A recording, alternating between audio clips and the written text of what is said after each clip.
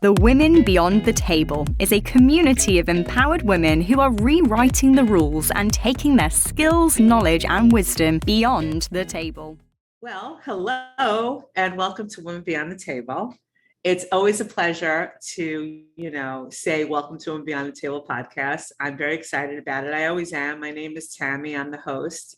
And this episode is no different because I get the honor and the pleasure of interviewing somebody who I respect, I admire, and is a good friend.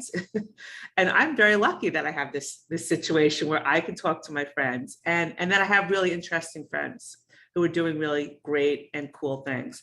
So basically today is no different because I get to introduce Kristen Griffiths, and Kristen is Associate Director of Public Affairs, North America at Incyte.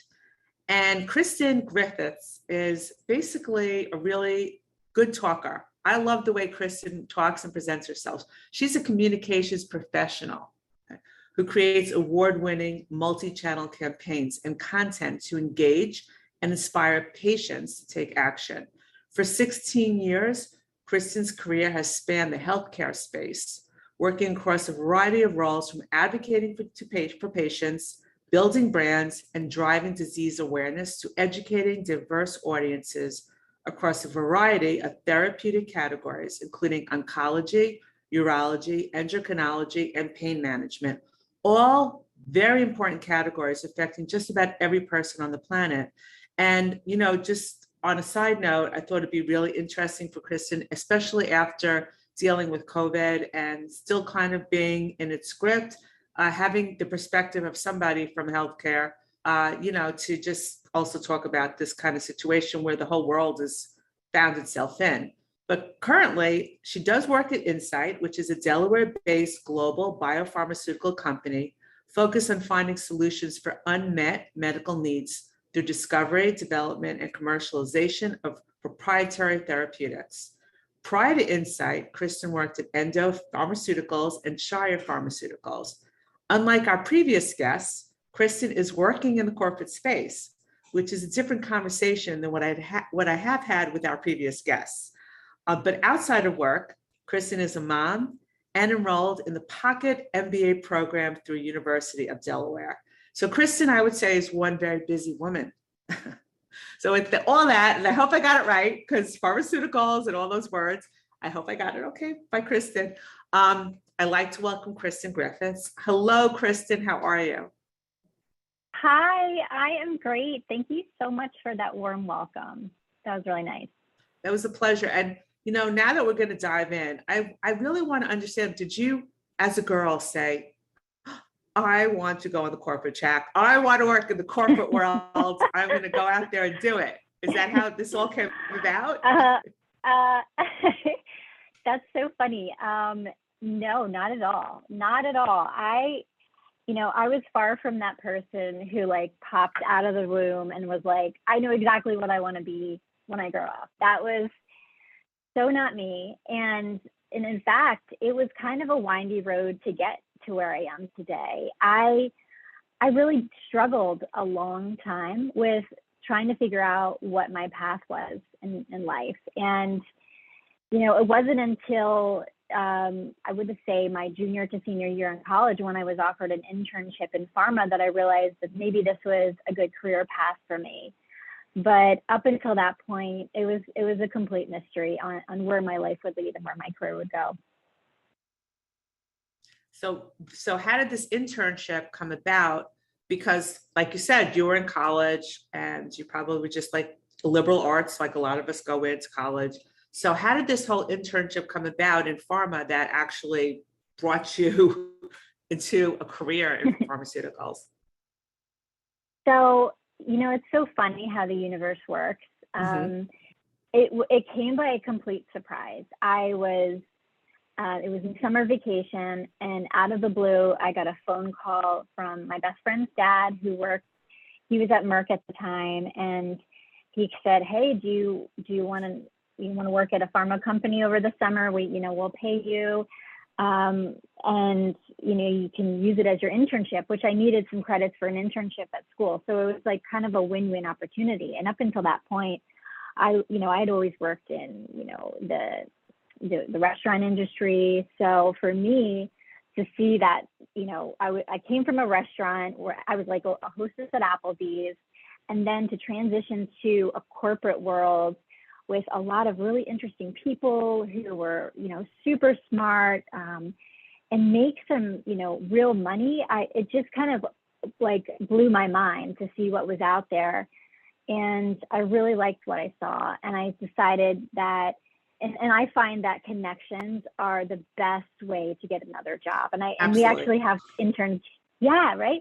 We have interns here now. And I say, like, every job I've ever gotten was because of a connection. So, after I graduated college, I followed up with that gentleman. And fortunately, I did a good enough job with my internship to get hired at Shire, where he ended up going. So I'm very grateful to that gentleman for helping me get my career started. Well, also, on the other side, he knew you, and he must have seen something in you from the way you speak or because you said you were a hostess at Applebee's, so you were already speaking to people, and you had to greet people, and you had to make them feel at home at the restaurant, and you had to do certain tasks and support the floor. So he saw in you that, you could be a very good fit because you had qualities at a young age that a lot of young people don't have, because you already had some experience in dealing with people and presenting and talking. So that was, I think,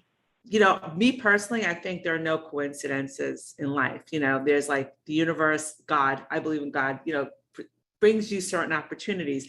It's up to you to say yes or no to an opportunity. But sometimes, I always like using the road path because the road has all these potholes and dings, and some parts of the road are so straight. And then sometimes the road just goes on these wild curves, and you're like, this is not part of my journey, but it is part of your journey. That you have to go on the curb or a different part of the road, and then it takes you someplace else, and then you have to go from the next one bridge to the next bridge, and that's life. But it's really up to you to choose. But I do think that it's great that you were so impressive at your internship that you actually were able to get a job at a college. So that's fantastic. A lot of kids spend time looking for jobs at a college. So, okay, so now that you like got into at Shire, where clearly he had left for Shire, you went and got a full-time job, and then you went to from Shire, you basically came to Incyte. Is that correct? Because there seems to be Endo was where you were doing the internship at. I actually was at Merck, so between Shire and Incyte, that's where I worked at Endo for 7 years. And yeah. So Merck's a very large, very well-known pharmaceutical company too. So basically, you've been at name brand pharma places for a while, and so you have a lot of experience. So tell me, you got to Incyte, and you've clearly worked your way up there. What's it like being an associate director of public affairs North America, in the North America region? What's that like on a daily basis? How do you manage that? Well, I don't know that I'd have as much appreciation from my current role that I'm in if I didn't have a bunch of other roles before it. So just a little bit of background. So I went to school for communications, and I was a minor in theater. And so all the jobs, although I was in pharma and I loved pharma, all the jobs that I had coming up to this point were very, very much tactical, and there was some strategy involved, but there wasn't a lot of opportunity for creativity. And so, and while I learned a lot, and you learn so much from every job you're in, and working in a corporate world, you almost that's like in a job of itself. You don't have to learn how to be in corporate America. But now I have an opportunity to be creative and work more closely with patients and see the direct impact of my work and what it has on the patients, and get feedback from our patients too, as to how as a pharmaceutical company we can support them, and that is so meaningful. And so I don't think if I had all of those other prior jobs before this, I'd really have as much appreciation for being in public affairs. And just for those listening, public affairs is sort of a hybrid between working in public relations, so all the typical public relations stuff, press releases, media, but also we get to do patient advocacy and work very closely with patient advocates. And that is super meaningful too, because that's really where you get to meet patients and see the benefit that your work has on your customer. Yeah, so you said a couple of really interesting and important points. I'm just being exposed to different areas, working in different areas, gave you a great foundation for this role. And that's what people have to understand. Like, you really, to be successful in any role, you need to understand the underworkings and the pinning of all the other roles around it and all the other parts of the organization, because then you're actually more fluid with your knowledge, and you also know how it impacts what you're doing, other areas of the business.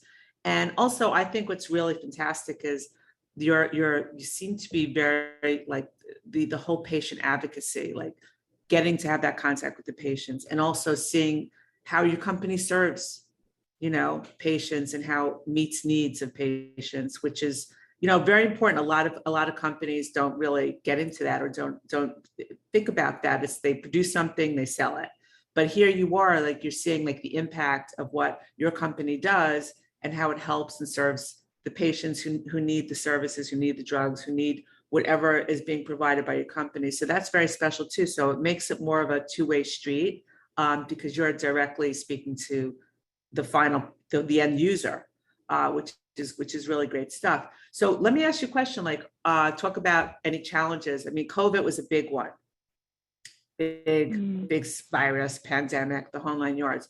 So did Incyte have, and where you're working, was it like, okay, now we're in the COVID space and there's a lot of shutdown going on and protocols, and, patients who have other illnesses might not be able to get the care they need because everything is closed and hospitals are a dangerous place in this. So how are you guys able to pivot and also communicate with your client base, about the new protocols for COVID? And are you seeing it now that we're kind of moving more away from COVID, that things are going back to normal? Yeah, those are really great questions. So when COVID hit, of course, like everybody, we had to pivot, and we thought we were just pivoting for a few weeks, and then we realized that it's going to be much longer than that.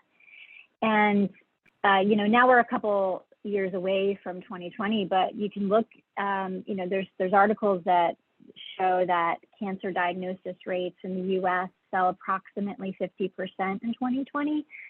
And so, as at Incyte, we have products that support patients with rare blood cancers as well as other cancers. And so, for us, we realized that this could be a problem for our patients if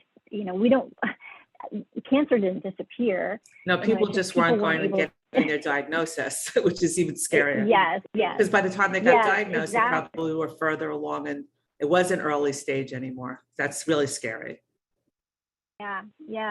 A lot of cancers are progressive, and it was a real problem. And so our team took a look at that, and I'm very honored to have been able to create a program called the You Have to Go to Know campaign. It was a program where we partnered with a celebrity, LeVar Burton, for those of you who may be familiar with Star Trek. I am. Or Reading Rainbow. Yeah. And Roots, too, hello. I was alive in the 70s. Yes. I watched it. Thank you very much. Yeah, I mean, his work speaks for itself, and he is a really trusted voice. Although he didn't have, the cancers that we treat, he is somebody who certainly understands through what he had seen, his mother experience, what delaying, going to the doctor can do. And so we thought if we could partner with him, even if he's not the patient's story, he can certainly, being the renowned storyteller that he is, he can certainly tell the patient's story and really help us get the word out there using his celebrity voice. And so we did start a campaign to help remind patients how important it is to get back to the doctor, post-COVID. And make sure that you're getting seen and taking care of what it could potentially become a worse health condition for you. Exactly. So that was one way that we tried to help. Yeah. That's really powerful because they were just like stating how everything was disappearing or not happening. And I was like, that's kind of misleading because people aren't going to, they're just not going out, or they have to getting checked up. They're not leaving their homes, which opens you up to a whole other slew of issues when you're in a lockdown.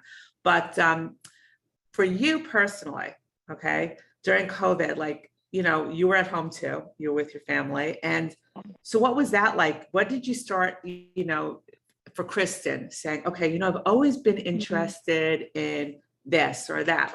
Did you also, start making some changes in your own life during COVID because what happened, I noticed, was that people had time. They had time to look at other things and say, you know what, I want to do things differently, or I want to learn about this, or I'm very interested in this topic. So did that happen to you? Were you kind of saying, hey, my life is here right now and I have the time and I want to learn some new things? Yeah, I'm probably one of the few people who enjoyed that time. I know some people really struggle with being home, but I really enjoyed it. I went internally and took a look within. And I think around that time, I was going through, and I know you're really, spirituality is very important to you too. So I feel like that, you can really relate to this, but I think I was going through what I would call a spiritual awakening, I would say. And I just started to look at life so much differently. And I was definitely going through some, more, I would say, mental struggles, not necessarily related to COVID, although, it didn't help. But, there was things going on with my marriage and my relationships, and I was a mom, and I just was struggling a little bit mentally, and I just needed some help. And that's actually when I came across this individual who I ended up hiring as a coach. So during COVID, I went through a year coaching program to help shift my mindset. And I think that was probably one of the best things I could have done for myself during that time. I think it's fabulous that you listen, I think COVID presented opportunities. It presented a lot of challenges, but it also presented opportunities to people who wanted to take the opportunity to reevaluate. And that's a choice. You can say, I'm going to spend it drinking and laying on the couch and being depressed. Or you could say, you know what, I have time, I'm going to reevaluate, and I'm going to see where I can go, what the opportunities are, and where I can go from here. And it's really great that you did that, because I feel that in the corporate world itself, a lot of people started saying, hey, you know what, what do I want to do? And where do I want to be? Not that they left their jobs or anything, but they started looking at other things, like getting a coach, learning how to deal with different things in their lives, or how to pivot, or how to, kind of get a little, understand emotions, understand any kind of limiting thoughts that they might have had, shifting mindsets, opening up to spirituality, opening up to the idea of burnout and meditation, and how to deal with it, and how to breathe, and how to release stress, and things that you could take back to work with you that are positive habits. So what would you say are some of the positive habits that you've introduced into your life now that might not have existed prior to what I call BC, before COVID? So what are, I love that, BC. So anyway, what would you say are some of the top habits that you've instilled in your life that have come across since COVID, since you started getting into the coaching, since you hired a coach, that you really feel are things that you're going to for the rest, you're going to keep doing because you see the difference it makes? Yeah. So if I didn't work with a coach, I don't know that I would have established my morning routine. And I think, I think there's that book, The 7 Habits of the Most Influential People. I think the most successful people out there have a morning routine that serves them. And that was what my coach instilled in me. And, a lot of it has to do with drinking water and meditation, but the whole goal behind it is to make sure that you're in a good head place filled with gratitude so that you can, walk into your day, serving others and not walk into your day bringing negative energy to everybody you touch.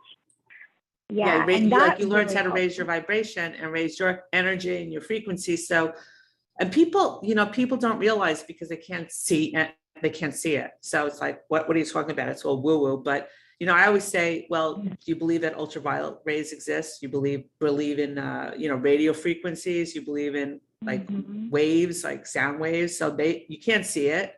So energy's there. I mean, Albert Einstein, like that was what he based everything on, is energy. And us humans, we put out energy, and other human beings can subtly, and it's on an unconscious level, pick up on that energy. And if it's negative, you're going to attract that negative energy back. And if it's positive, you're going to attract positive. And then it also goes all over. It goes in family relationships, it goes in business, it goes in social relationships. It's everywhere. It's kind of like it's really important about like taking those thoughts and making them positive and translating everything. And it does come from having a positive morning routine, because your morning sets up your whole day. And frankly, you are freshest when you get to work in the morning and you start your work in the morning to actually tackle those tougher projects or those things. And if you're in a good place, you're not going to burn out as quickly. You're going to actually accomplish more. And if you give your mind rest, a coach once told me, actually, I learned this from a program I did, Wild Fit. It was amazing. It changed my life. And I've done a lot of these programs because I, through Mind Valley, and I also had the coach, and I had a business coach, and I did Tony Robbins. I mean, I just went crazy during COVID, probably to the point where I like, that's all I did. I was just like hooked. But they said, like, how about people don't think about breathing? And they said, how long do you think you go without food? You can go without food quite a while. How long can you go without water? You can go without water days. Okay. Try going without breathing. How long you think you're going to last? It was like, you're not.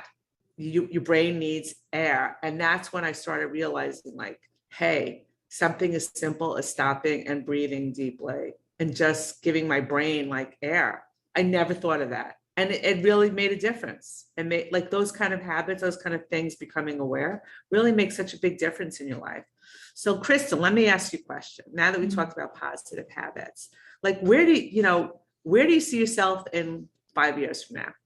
What do you see yourself doing? Because I just want to, on a side note, say that I had the great opportunity to go with Kristen on a retreat, and it was amazing. We hiked together in Utah. She was champion hiker, just saying. Okay. But what, like all these experiences, like your career path, your corporate path, your realizations and changes that you made during COVID, you mentioned even with your marriage, changes in marriage. What do you see like for yourself 5 years from now, like the 5-year plan, or do you see, where do you see yourself? So I've thought about this before, and I haven't quite figured out, the full plan, but what I'd really like to get more into is honing in on being able to be more creative, sharing my voice with the world. And that might lead me down to the path of actually creating a podcast myself. So I have to say thank you, because this is, one, it's great practice, but two, it's also so inspiring, because I, want to be able to, I've grown and learned a lot over COVID through my coach, through, Women Beyond the Table, through these incredible people that I've met through Women Beyond the Table. And I just want to be able to, continue to share that and help, add light to the world and do it in a way that's meaningful to me. And if I could share my voice with the world and share something with the world, I think that would mean a lot. And there's this quote by Wayne Dyer that I love, and it really resonates with me. And I think about it every time I feel like I'm not, getting to where I need to be, or not, doing what I need to do. And the quote is, "Don't die with your music still inside you." And when I first heard that, I was like, oh my God, I can't just live my life for somebody else or not taking chances if something's really nagging you and it keeps coming up for you, you need to act on it. And so for me, it's the podcast and hopefully other things too, but I feel like that's my first step. Well, I just want to let you know, any help you need with the podcast, because I've had to learn. And I have to thank, who I'm going to thank, Aniston Rayskins, who I interviewed. I want to thank her because she helped me to figure this whole thing out. And it is a process, but like anything else, it's like a one step at a time. And you just say, okay, today I'm going to do this task. And one of the really good things that I heard also was, try to base the day, instead of making, this is from Teresa in our group, and Aniston's in our group too, try to on your day, instead of just having your to-do list, try to have an outcome, what 3 outcomes you want to see of the day. And 3s are a good number. It's not too overwhelming and it's not too small.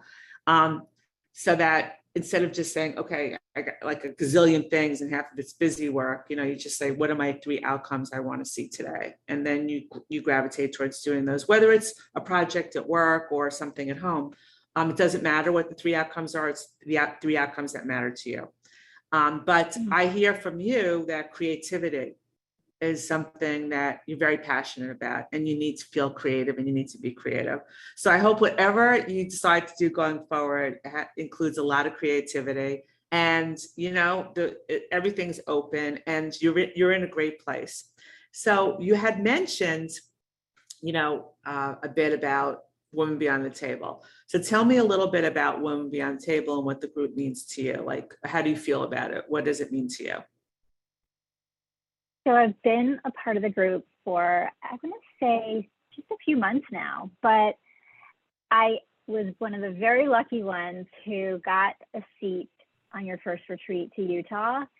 And that is when it just kind of like opened up for me, because I got to actually meet people face to face. I got to know some of the members on a personal level. And I know everybody said this who's been on the retreat, but we truly went as strangers, and we left as not even friends, but family. Yeah, we went through the shared experience. Yeah. I mean, and that you all met me at a time when I was going through a very big, and still am going through a very big life transition. And so to have this group of support of just truly amazing women who I didn't feel judged by, I felt completely supported by. I mean, it was just such a bright beacon of light in my life, and I just am eternally grateful for it. And I know we didn't get to meet everybody there, but on that trip, but there's so many other women who just there's just tremendous value in the knowledge that's there, and the relationships that can be built, and help each other grow in our careers and support each other along the way. I mean, it's just so much at our fingertips of value and light and support. Well, it's interesting because it started, as this business network, but it's really morphed into this community of women who just care about each other, and that to me is the best. You have the whole sounding board out there of people who aren't going to judge you or compete with you or talk behind your back. It's just it's nice. It's nice to have that, have somebody who's just going to listen to you and hear you out. And I think that's what's missing. Even with friends, sometimes they don't really listen.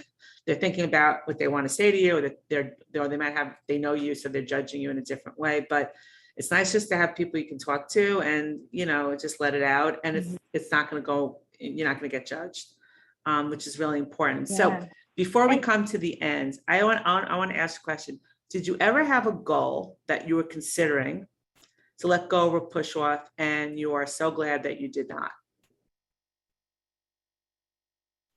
Ooh, that's a tough one for me. A goal that I was considering and I didn't push it off. That you wanted to push off, but in the end you didn't, and you're glad you didn't. Do you have any of those? Yeah.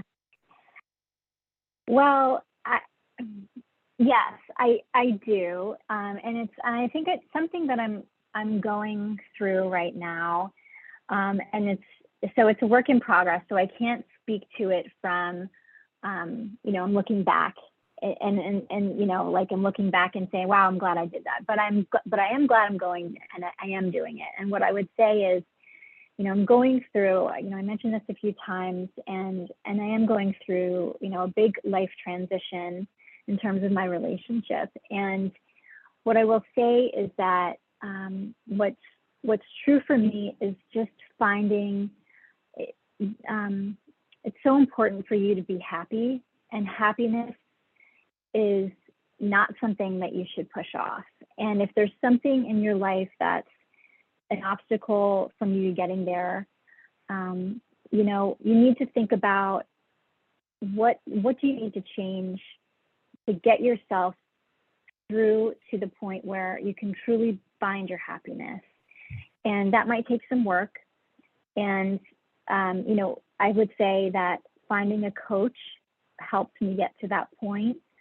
I would say that, you know, the coach and the mindset are so critical, because I was able to, you know, be happy in the moment more so than thinking it was a future event, and also have the guts to make huge life changes so that I can be in a position, you know, when the right person comes along, I can be in a position to receive that person with open arms. And so I would say that, you know, not pushing off what you need to do to get yourself in a position that you're going to be able to live the life of your dreams. And I hope that you totally, yeah, because you actually also, I was going to ask for any tips for business and life that you like to share. So you did it all together. I love it. That was a really good answer. And basically that's what happens. We kind of like, people, like when they get to the end of their life, they look back and they go, I should have, I wish I did, I didn't. And that was like when they spoke with people, and they actually did it like kind of like, it kind of sounds scary, but like, you know, kind of like a deathbed survey. It was all about, it was about, you know, like, I wish I would have also reached out to the person and not been angry my whole life or something. But it was also like, I just wish I had more time to go to do what I didn't do, and that what I should have done, you know. And so that's a really good point. And I'm glad that you discovered that and you found that. So with that, you know, I basically think that we covered quite a bit, and you were very open, and I appreciate that. And I'm going to say goodbye. If there's anything that, and one additional thing, if anybody would like to reach out to Kristen, and anybody in the audience wants more information on Incyte and what they do, because clearly they're really serving the community, and they are working, especially in the oncology, rare blood disorders. This is very important. You can follow Incyte at Incyte, INCYTE, on Instagram, on Twitter. Are they on Instagram or just Twitter? Yeah, we just started an Instagram account, but our Twitter is more active right now. Yeah, I would say, because for the type of business, Twitter is where it's at. And there's Incyte.com. And Kristen herself is on LinkedIn at Kristen Griffiths. And all this information will be, and she's on Instagram too, and all this information will be in the descriptive. So if anybody wants to reach out, if they want to find out about the pharmaceutical world, if they want to just talk to her, because she's very knowledgeable about life and transitions, that please feel free to do so. And Kristen, thank you so much for being on the podcast, and for being a guest, and for taking the time out of your busy day, because you're literally sitting in your office talking to me right now. So I know it's part of your busy day. Really, just thank you so much. No, thank you, Tammy. The honor was all mine. Thank you for all you do. You put so much amazing light out into the world, and I just honor you and all the work that you do. And thank you for creating Women Beyond the Table. Well, thank you. Brings so much value. Thank you for joining. I appreciate it. And listen, may we have many great retreats and many great moments together. Okay, and only good things. Ciao for now. Thank you so much for listening. We hope you enjoyed this episode as much as we enjoyed bringing it to you. We would love your support, so please leave us a review wherever you listen to this podcast. If you are interested in hearing more of the Beyond the Table podcast, please subscribe so you don't miss out on future episodes. Check out the show notes to find out how to reach us, and remember, you are strong, intelligent, and sensational. You are beyond the table.